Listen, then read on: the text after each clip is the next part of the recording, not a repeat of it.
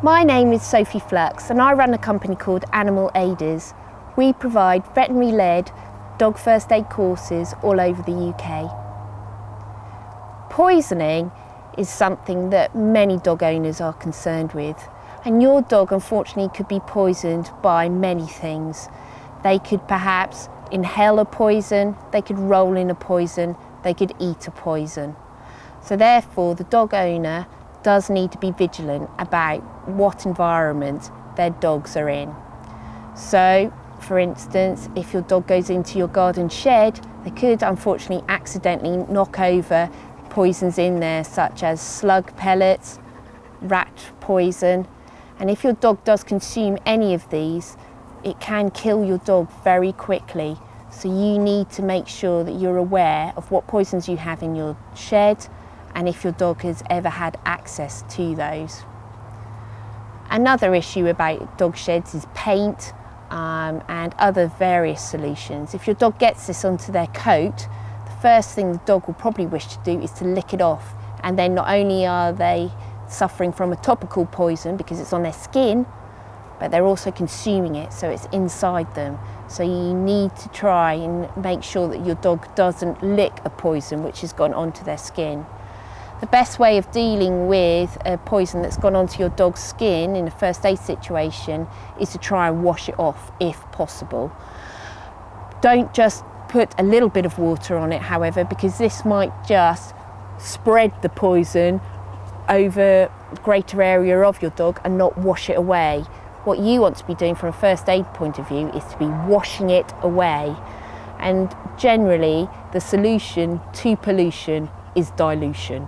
So you want to be covering your dog as much as possible in water to shush the poison away, and then call your vet and then be on your way to the vet if you think that that's poisonous for your dog. Ingested poisons are a huge thing for dog owners. There are many poisons out there which can affect your dog. So therefore, plants in people's gardens, there are many plants and too many for us to mention.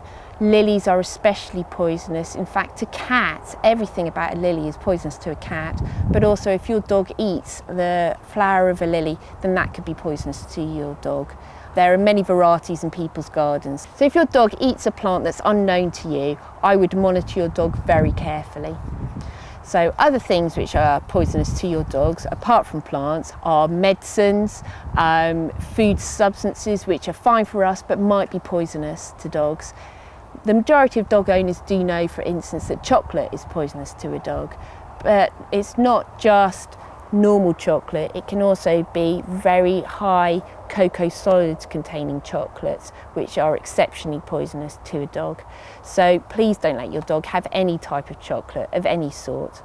Another food substance which we enjoy eating, which is poisonous to your dog, are anything from the vine family. So that's grapes, raisins, sultanas, any of those. It has been reported that grapes and raisins, etc., cause poisoning in an accumulative effect. So if a dog has several grapes over many months and years, this could actually shorten the life of your dog. So please don't let them eat that. Other things which are poisonous to your dogs include alcohol, hops especially, so beer, that's poisonous to a dog. Other things which might taste nice to your dog might also be poisonous. So nuts are particularly poisonous to a dog. Also, of course, antifreeze. This is something that many mammals enjoy licking up from puddles in car parks or even fountains, which might contain antifreeze. Antifreeze makes this liquid taste very, very sweet, and so dogs do enjoy licking it up. If they do, unfortunately, it is very poisonous to an animal, and this could cause death within an animal.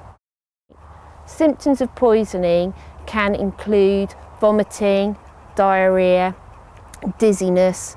It can also include even changing the size of your dog's eyes pupils. If one pupil looks larger than the other, then this can be a suggestion that your dog is suffering from poisoning.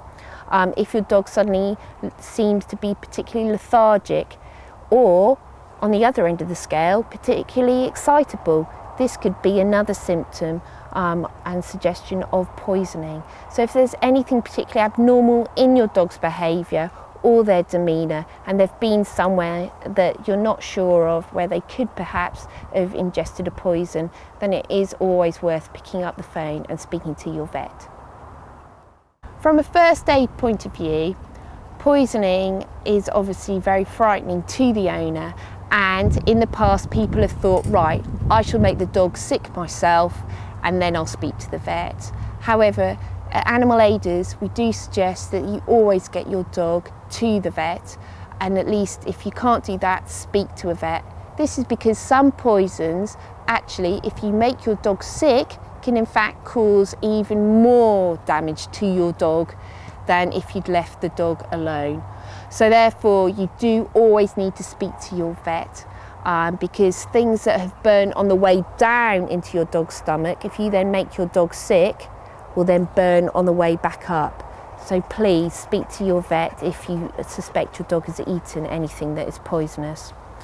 If you know what has poisoned your dog, it's always a good thing to do to take the packaging to the vet. Your vet will then know exactly what it is that's going to cause damage to your dog and act accordingly. All veterinary surgeries are able to phone a special unit in the UK called the Veterinary Poisons Unit, and this service provides to all vets information about the poison which the dog has taken and the best ways of dealing with that poison.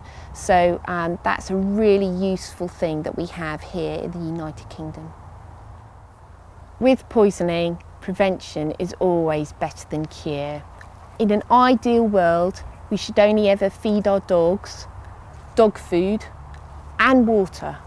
However, nobody lives in an ideal world. So if on any occasion you suspect that your dog is poisoned, please speak to the vet as soon as possible.